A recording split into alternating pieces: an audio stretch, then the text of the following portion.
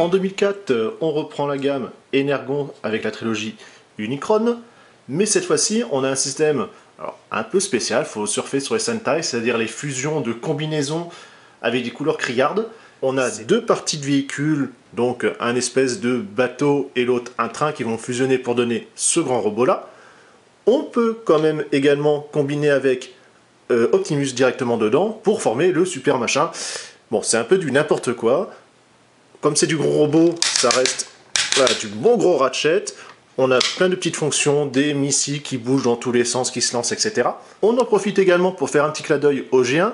Alors ça, c'est voilà, quelque chose qui est assez récurrent parmi les Transformers. C'est qu'on a par-ci par-là des petites gammes. On reprend des idées qui fonctionnaient, donc ça serait idiot de ne pas le faire. On a ici par exemple un mini-robot qui va se transformer en tête. Donc ça, c'est tout simplement pour reprendre l'idée des Headmasters qui étaient tout simplement en première génération. Pour clôturer cette trilogie, on finit en 2005 avec Cybertron. Alors, on a toujours des petits côtés de fusion, comme par exemple, ici, Optimus qui va avoir sa remorque qui va s'assembler sur lui pour lui donner quelque chose d'un peu plus d'ampleur et un peu plus armé. Par contre, voilà, le gros gimmick de la gamme, c'est ceci, ce qu'on appelle les cyberclés. Donc il y en a une sur chaque planète, leur but c'est d'aller chercher aux quatre coins de l'univers, et comme ça, quand on les clique tout simplement sur les robots, ça active des fonctions. On peut avoir un système comme ça qui va déployer un canon. Alors à côté des petits robots, on a toujours les grands, avec les classes suprême, ultra, et ainsi de suite.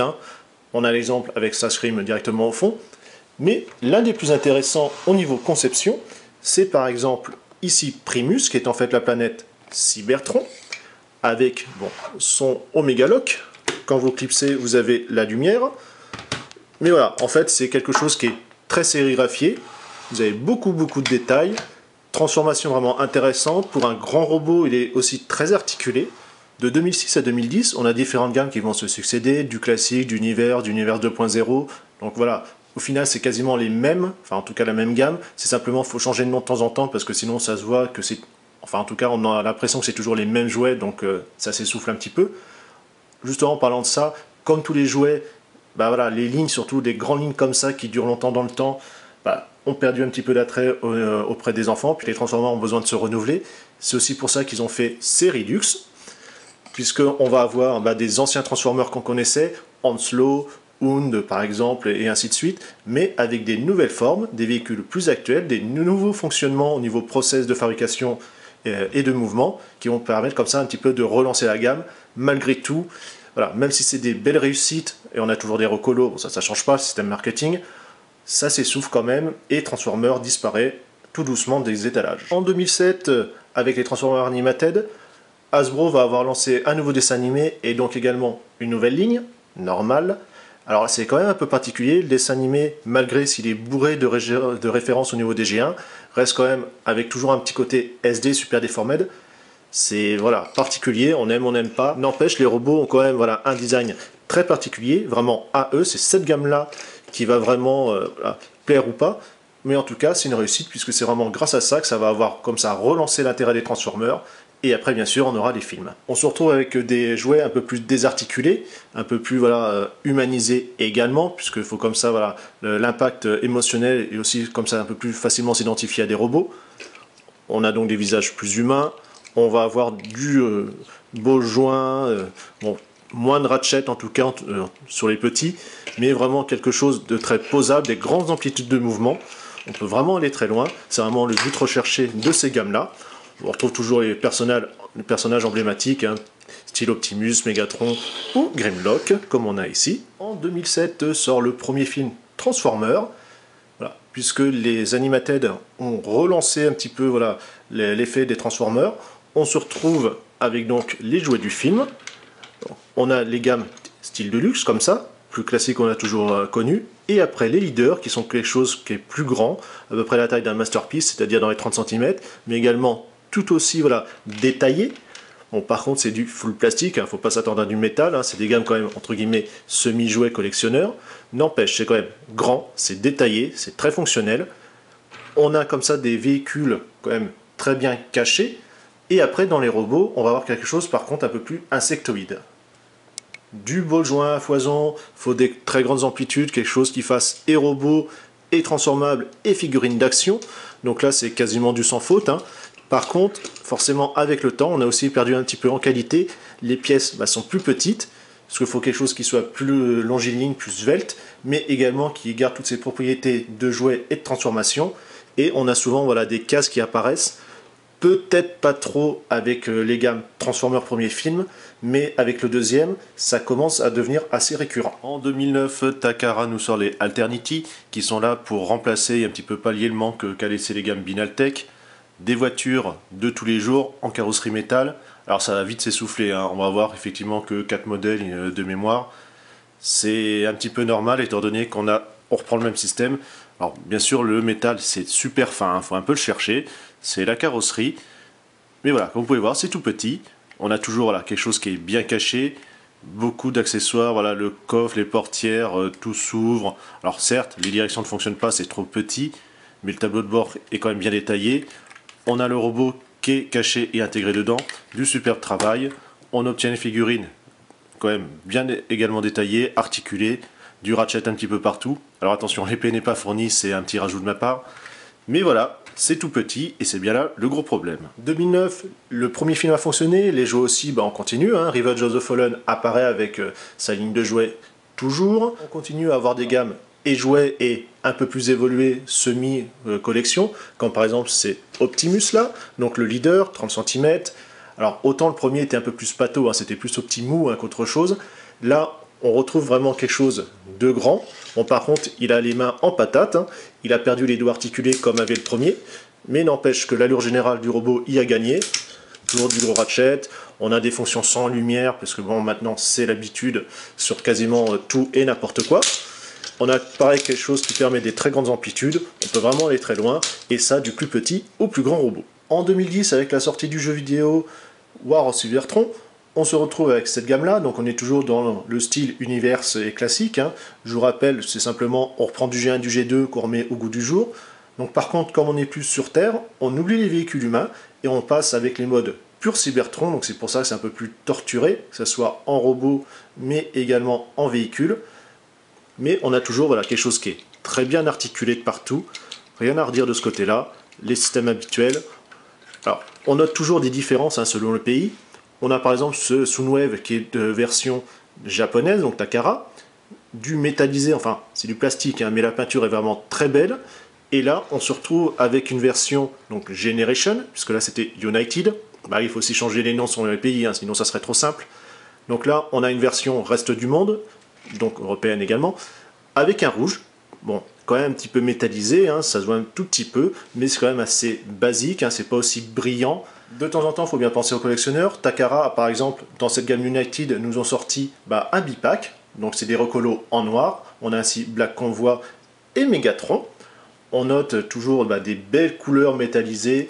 En 2011, avec la sortie de Dark of the Moon, le troisième film Transformer, on a un nouveau système qui arrive.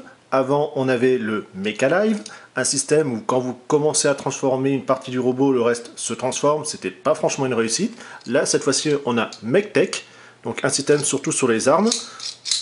Donc déjà, une grosse arme, pas forcément des mieux réussis. Et les robots ont ce qu'on appelle un port MechTech pour pouvoir les mettre, par exemple, que ce soit en véhicule ou en robot, par exemple sur les bras ou en main. Voilà, en fait, vous pouvez surarmer un véhicule ou un robot en ayant plusieurs transformeurs. On se retrouve avec des Deluxe, par contre un petit peu plus petits que les autres. C'est pour ça que la gamme est moyennement appréciée, même s'il y a des très belles réussites comme ce Megatron.